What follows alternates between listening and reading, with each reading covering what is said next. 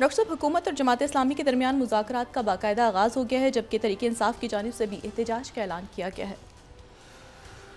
देखें जी, हुकूमत तो नहीं है, अरेंजमेंट है। और वो अरेंजमेंट भी जो है वो बज़ाहिर ऐसा लगता है कि तितर बितर सा हो रहा है इस वक्त। और उसकी वजह जो है वो ये है कि जमात, अच्छा पहले तो ज़रा जमात इस्लामी, क्योंकि एक तो चारों तरफ से घिरा हुआ है, चारों तरफ से बहुत सारे मसाइल हैं, बहुत सारे इश्यूज़ हैं, बहुत सारे प्रॉब्लम्स हैं। और दूसरी जो की फ़िगर्स हैं जिनको जमात इस्लामी के साथ बात करनी चाहिए, या जो मामलात को डील करने वाली शख्सियात हैं, वो या तो वज़ीर तवानाई हैं, या वो वज़ीर पेट्रोलियम हैं, या वो वज़ीर ख़जाना हैं।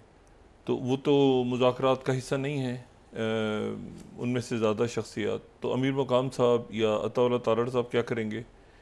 मतलब उनका तो ये उनकी तो डोमेन नहीं है, ये जो मुतालबात हैं उनके। दूसरी जो बात है वो ये है कि जो इसमें तो अगर देखें, ये जो मुतालबात है ना, जी। पहला तो ये कि उनके कारकुन तो रिहा हो गए, वो तो दूसरा एक मामला था। दूसरा ये कि 500 यूनिट बिजली और पेट्रोलियम लेवी, और ये तो आईएमएफ नहीं होने देगी। जो आज वज़ीर ख़जाना जो हैं, उन्होंने प्रेस कॉन्फ्रेंस की, तो उन्होंने तो उसमें ये भी बताया कि चाइना के साथ रोल ओवर पे भी बात हो रही है। जो कर्ज हमने उनसे चाइना का, उस पर बात हो रही है। और आईपीबीज के हवाले से उन्होंने कोई भी बात नहीं, सवाए इसकी कि उन्होंने कहा कि इसको आप शायद कोयले पे कर दें या जो भी करें।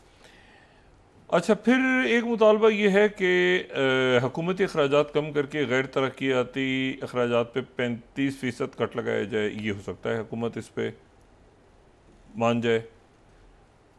अच्छा, उसके बाद ज़राअत और सनत पे नाजायज़ टैक्स ख़त्म करके 50% बोझ कम किया जाए। ये मुतालबा है गालिबन। अच्छा, सनत और तिजारत और सरमायाकारी को यकीनी बनाया जाए ताकि नौजवानों को रोज़गार मिले। ये भी हुकूमत कह देगी।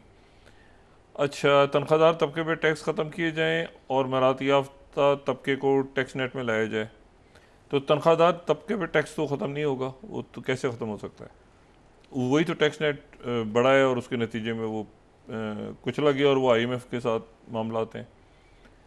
असल जो इसमें मामला है, अच्छा इसी तरह स्टेशनरी आइटम्स पे लगाए गए टैक्सेस तो वो भी ख़त्म कर देगी हुकूमत, वो भी इशू। असल जो जमात इस्लामी का या अवाम के अंदर मामला है वो है आईपीपीज़। और आईपीपीज़ की जो ये मोहम्मद अली साहब की जो रिपोर्ट आई थी, जी। जिसका जिक्र हो रहा है बार बार, उसमें पता ही चला था कि 4 साल में ये जो आईपीबीज के मालकान हैं और सारा शोर शराबा कर करा के इनकी जो टोटल इनका जो यानी इन्वेस्टमेंट, ये जो भी आप कहें, उसमें वो 60 अरब की थी। और इनको फ़ायदा जो है वो 400 अरब का हुआ था 4 सालों में।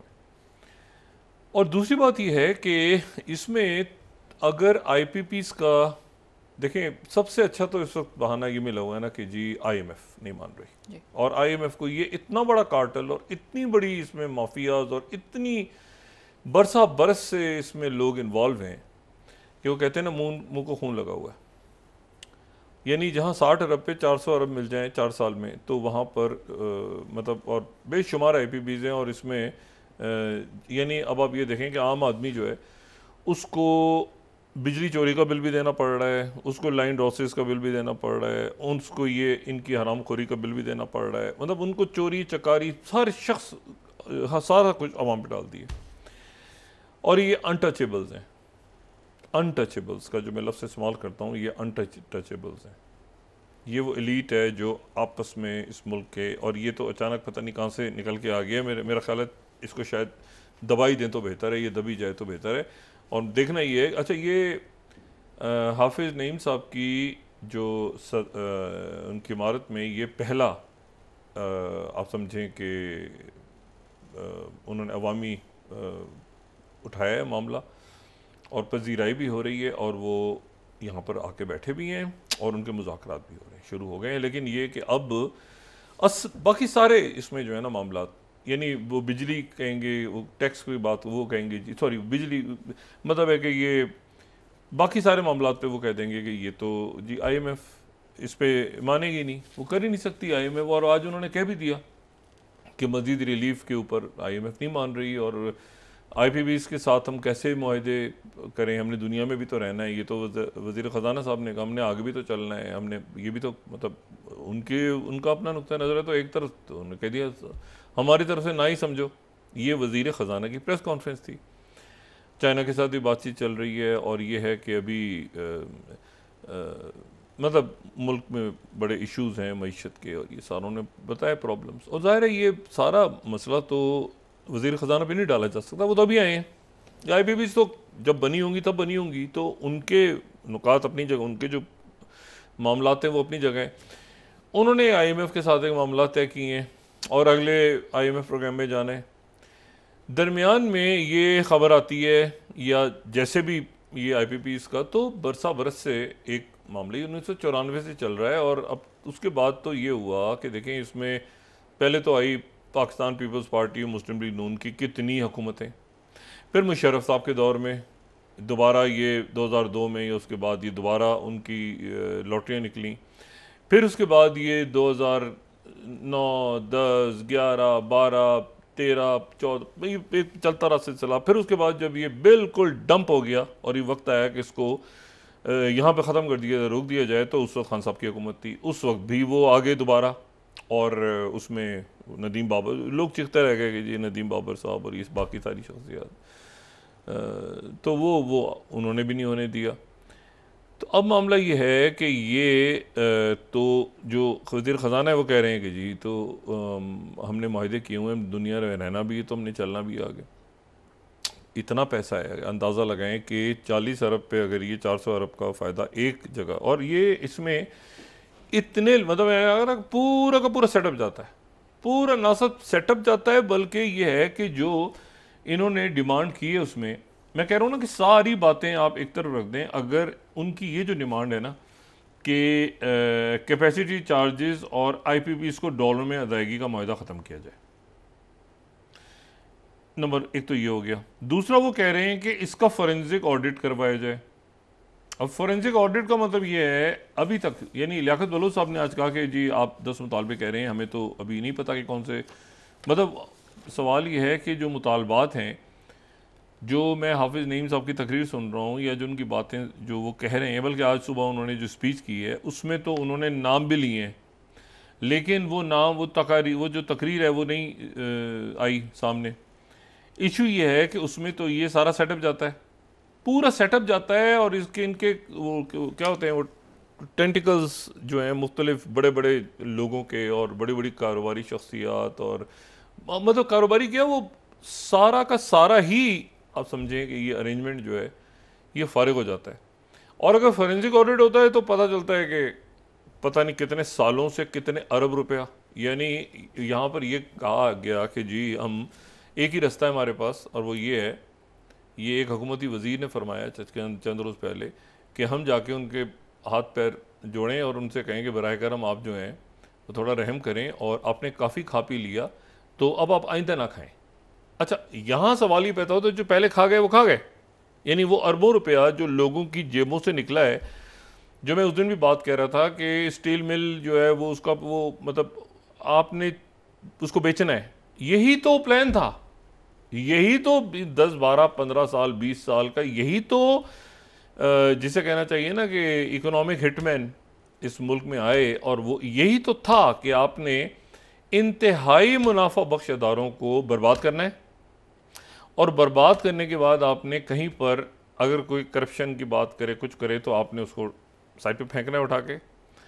और जो माशी दहशत गर्दी है जो अचानक सबको याद आ गई है, लेकिन अब ये इसलिए इनको याद आ गई है, वो कहते हैं ना कि वो इस वक्त पता नहीं तौबा भी कबूल होती है सिस्टम की कि नहीं कबूल होती, इस बदमाशिया के निज़ाम की तौबा भी कबूल होने का एक वक्त होता है ना, लेकिन इनकी तौबा भी पता नहीं कबूल होती है कि नहीं। माफ़ी तलाफ़ी छोड़ दें, इनकी चोरियाँ पकड़ी गई हैं सबकी, और चोरियाँ पकड़ी गई हैं, और IMF ने, कोई वर्ल्ड बैंक ने वो अच्छा ये कार्टेल बना के ये शो करते थे कि वो बिडिंग हो रही है, मतलब एक कंपनी इधर है और जी ये एक कंपनी इधर है। जब उन्होंने वो पैसे देते थे ना कि आप ये ठीक करें, ये जो डिस्ट्रीब्यूशन सिस्टम ठीक करें, तो कहते थे जी ये एक कंपनी है और ये कंपनी दूसरी और ये कंपनी तीसरी है, तो तीनों ने आपस में टेंडर या बिडिंग की है, तो ये सबसे ठीक थी, तो ये हमने ले ली है।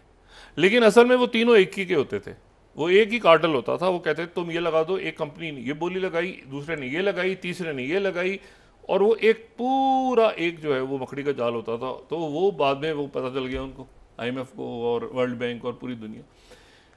अब मसला ये है कि ये गले पड़ा हुआ मसला कि IPPs को अगर आप सामने लाते हैं तो ये उसकी IPP है, ये उसकी IPP है, ये उसकी IPP है, इसने उसको फंड किया हुआ है, इसने फोरेंसिक ऑडिट करवाते हैं तो उसमें पता चलता है इसने उसको पैसे दिए थे, इसने उसकी कंपेन चलाई थी, इसने उसको, मतलब इसमें सारा ही सभी फारिग हो जाते हैं, सारे के सारे। आप 94 से लेके और आज तक जो है वो सब ही फारिग हो जाते हैं, ठीक है, क्योंकि वो उसका डोनर था, वो उसका ये है, उसने उसके, मतलब मैंने आपसे कहा ना कि वो इतना मजबूत कार्टल है कि इसमें चाहे आप मुल्क में रियल एस्टेट को उठाएं, चाहे आप शुगर, अभी दोबारा वो परमिशन मांग रहे हैं कि जी शुगर वाले एक्टिव हो गए हैं दोबारा, और इसमें जो है वो